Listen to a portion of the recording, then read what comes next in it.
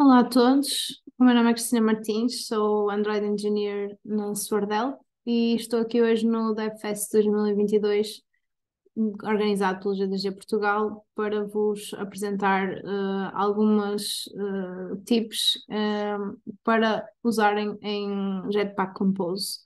A ideia desta talk não é ser introdutória, ou seja, é mais direcionada a pessoas que já estão a usar Compose, mas que ainda têm algumas dúvidas sobre quais são as melhores práticas e como é que devem estar a desenvolver em Compose.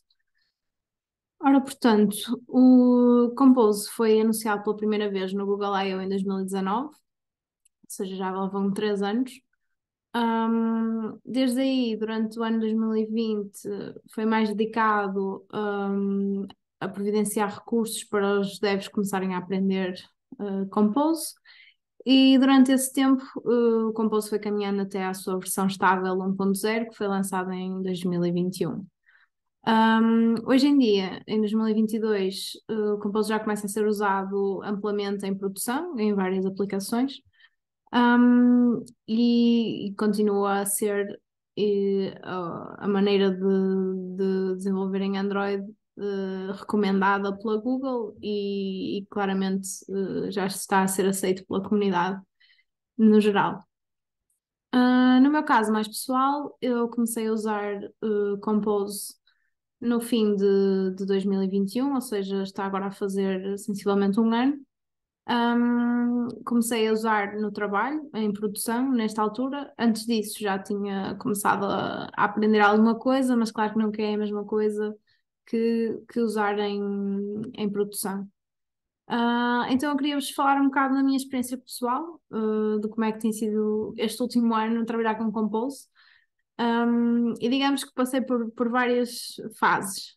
A primeira fase foi o que é como assim? Vou ter que aprender a fazer tudo novamente, fazer UI de maneira totalmente diferente. De facto, o Compose é uma abordagem muito diferente daquilo que nós estamos habituados.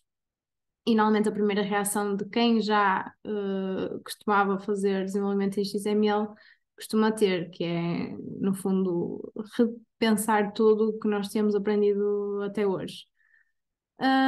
Mas como sabia que ia ser o futuro, comecei a usar e com o tempo comecei a perceber que realmente Compose era muito porreiro, mas ao mesmo tempo tinha aquela sensação de que estava a ser mais lenta a desenvolver, ou seja, já não conseguia fazer um ecrã tão rapidamente como fazia antigamente, o que é normal, tendo em conta que ainda estava a aprender. Com o tempo comecei, ok, estou a começar a perceber como é que isto funciona. Já está a começar a fazer sentido, já estou a começar a desenvolver tão rápido ou até mais rápido do que costumava desenvolver UI no passado, mas chega um ponto em que começamos a questionar-nos: mas espera lá, será que eu estou a fazer isto da maneira certa? Será que eu estou a usar as melhores práticas? É que no Compose, no fundo, fazer um layout não é difícil, mas às vezes é muito fácil fazer pequenos erros ou cometer pequenas coisas que não devemos fazer em Compose, ou então não estarmos a tirar total partido daquilo que o Compose nos permite fazer. Então, a minha ideia agora é dar-vos alguns conselhos, e alguns exemplos de coisas que se devem e não devem fazer em Compose. Começando por coisas mais de design. No fundo, o Compose foi criado para ser usado como um design system, isto é, todos os composables devem ser componentes de design. E isto até nos permite construir uma nova relação com a nossa equipa de design, porque permite-nos generalizar ao máximo os componentes dentro da nossa aplicação. Porque com o Compose é muito mais fácil reutilizar componentes, é muito mais fácil customizá-los, desde que seja feito da maneira certa. E a maneira certa é fazê-los de maneira a que sejam reutilizáveis, abertos à customização, que respeitem a relação entre parent e child, já vou explicar mais à frente o que é que isso significa, e que sejam explícitos, que o seu comportamento seja muito claro e que não seja implícito o que é que possa estar a acontecer em cada um desses composables. Ora, vamos a exemplos de como conseguir que isto aconteça? A primeira coisa é sempre passar um modifier como parâmetro para os nossos composables. Quando eu digo sempre, é claro que nem sempre nós vamos estar a criar um composable com o objetivo dele ser reutilizável, mas se seguirmos isto como prática geral, se um dia precisarmos que ele seja customizável, não temos que fazer nada, já temos o modifier como parâmetro. Claro que ele pode sempre ter como default um modifier vazio, portanto, mal não faz, está sempre preparado para ter outros modifiers encadeados com ele. Neste exemplo aqui, temos um item de uma shopping list que tem uma row, que lá dentro tem uma image e depois uma column com um título e uma descrição com um espaço no meio. Neste caso, este item, imaginemos que é um card, pode ser usado dentro de uma lista, na lista de compras normal, ou pode ser usado noutro sítio em que mostramos os favoritos, por exemplo, dessa lista de compras. Isto significa que num ecrã ou num sítio nós podemos querer que este item seja usado, seja mostrado com um padding, noutro podemos querer outro padding, outra largura, qualquer outra customização que queiramos fazer, este modifier vai nos permitir. Neste exemplo aqui, neste lazy column em que estamos a mostrar o item, queremos que ele tenha um padding 16. Noutro sítio pode ter outro padding. Isto é muito menos limitante naquilo que podemos fazer com os nossos composables. Quem diz paddings diz alinhamentos, diz tamanhos, tudo o que possam imaginar. No fundo, ao fazer isto, fazemos com que o parent, ou seja, o composable que chama o nosso composable, é que decide como é que ele vai ser disposto no ecrã, onde e com que tamanho, ou seja, não é o child que tem que impor isso ao parent, é o parent que decide. E isto é o que nós estávamos a falar sobre não quebrar a relação parent e child. Assim respeitamos sempre a hierarquia e não invertemos os papéis. E falando outra vez de parents e childs, não devemos limitar a utilização de um composable a um certo tipo de parent. O que é que isto significa? Por exemplo, nós neste caso temos a column com um title, uma description e um spacer. Se nós quisermos, por exemplo, alinhar o título à esquerda ou ao início do composable, da column neste caso, podemos usar este modifier align.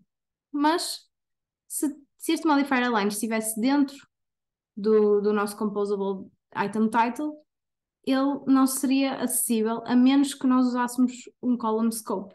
Porquê? Porque o align é específico da column e, portanto, se não tiver no scope da column, não é possível utilizá-lo. O problema de usarmos esta extension com o column scope é que estamos a restringir o uso deste título dentro de uma coluna. Se quisermos usá-lo noutro sítio qualquer, uma row, por exemplo, ou uma box, já não vai ser possível. Então, a alternativa é, mais uma vez, usar um modifier. Assim, é a column, neste caso, que diz, ok, eu quero que este meu child seja alinhado à esquerda e não à direita. E isto faz com que ele possa ser usado em qualquer outro sítio. Em terceiro lugar, e quando falávamos em comportamento implícito, também tem a ver com nós estarmos cientes do que é que vai ser o comportamento daquele composable onde quer que ele seja colocado. Se eu aqui quiser criar, em relação ao exemplo anterior, quiser colocar este título, este spacer e este description num composable à parte, podia cair no erro de criar este item content que tem estes três composables dentro. Mas, como ele está feito para ser usado dentro de uma column, vai ter um título, um espaçamento na vertical, ou seja, uma altura, em relação à description. Está a assumir que este título vai estar por cima desta descrição. Isto é válido quando este composable é usado dentro de uma column. Quando é usado dentro de uma row, por exemplo, vai ser colocado lado a lado e este spacer já não vai fazer sentido, porque já não vai aplicar a distância na horizontal através de uma largura em vez de uma altura. E é por isso que, neste caso, seria preferível que o content contesse também a column em si. Ou seja, se queremos que estes três composables sejam dispostos na vertical, mais vale colocá-los dentro de uma column e assim quando for reutilizado vai sempre aparecer na mesma disposição e não vai criar comportamentos que não estamos à espera. Em relação a modifiers e a design, estes são os conceitos que eu tenho. A segunda parte que eu queria tocar tem a ver com recomposição. Como isto não é uma talk introdutória, não vou estar a explicar o mecanismo de recomposição, mas sim o que é que são alguns conceitos que se ouvem falar em relação a isto e como é que se realmente na prática nós podemos respeitar a recomposição e usar aquilo que são as melhores práticas. Normalmente, quando ou se ouve falar em compose, e em recomposition, e em estado, etc., costuma-se dizer que o compose funciona como uma árvore. E dentro disso costuma-se usar termos como hoisting state, unidirectional data flow, stateless composables. São tudo termos um bocado pompantes, mas que na verdade pode ser difícil perceber o que é que querem dizer. A minha ideia é desmistificar um bocado isso.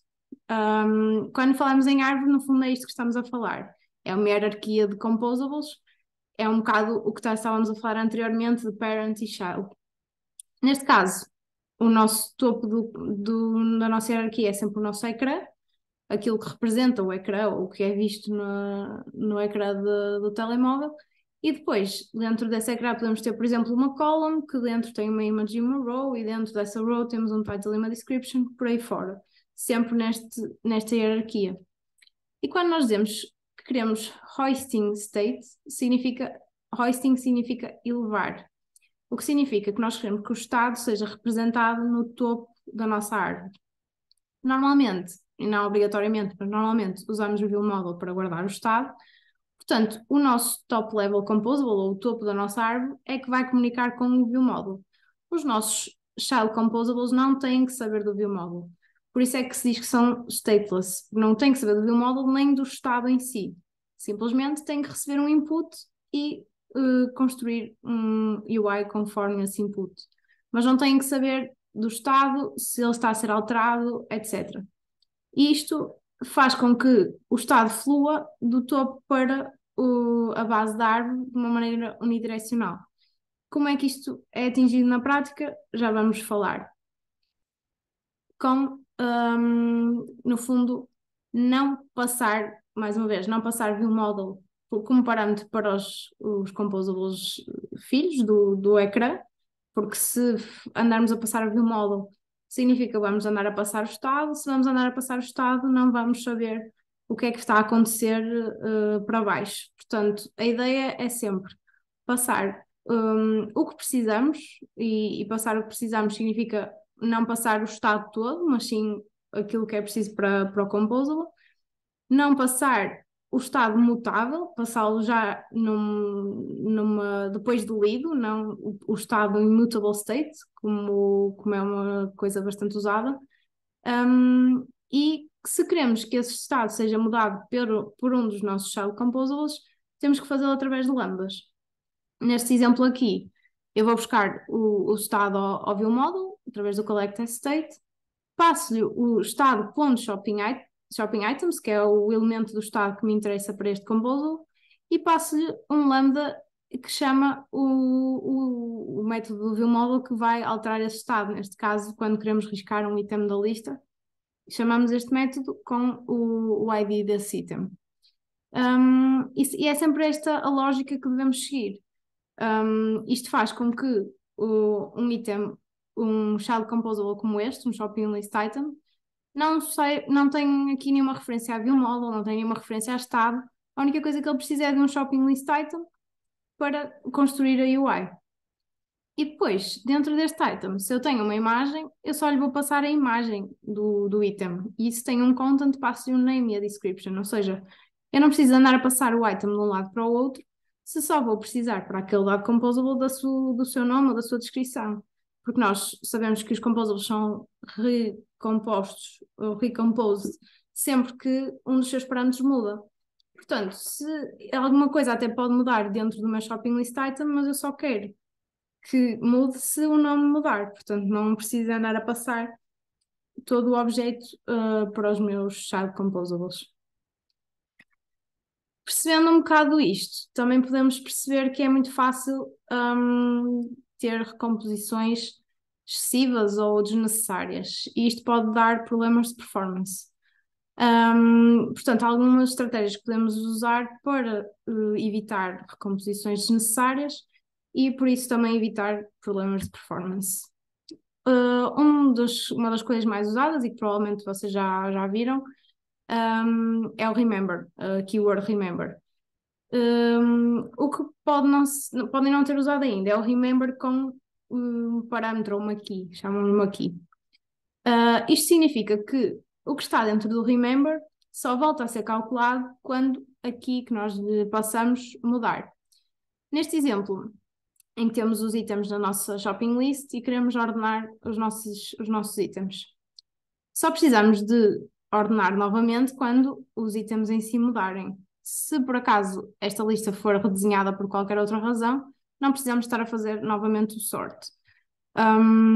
Ou seja, o que está dentro do remember vai ser recalculado sempre que uma das keys mudar. Neste caso só temos uma, mas podemos ter mais. Se alguma delas mudar, este estado também tem que mudar. Portanto, o remember deve ser usado quando o nosso estado muda tantas vezes como as nossas keys mudam.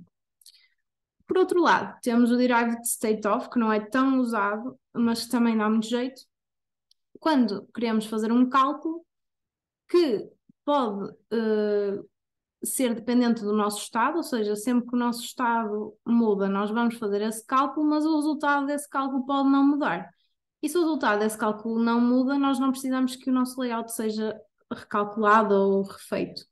Portanto, neste exemplo que temos um text field, ou seja, imaginem que eu quero criar um item na minha shopping list e dou uma caixa de texto para a pessoa criar, adicionar um nome para esse item.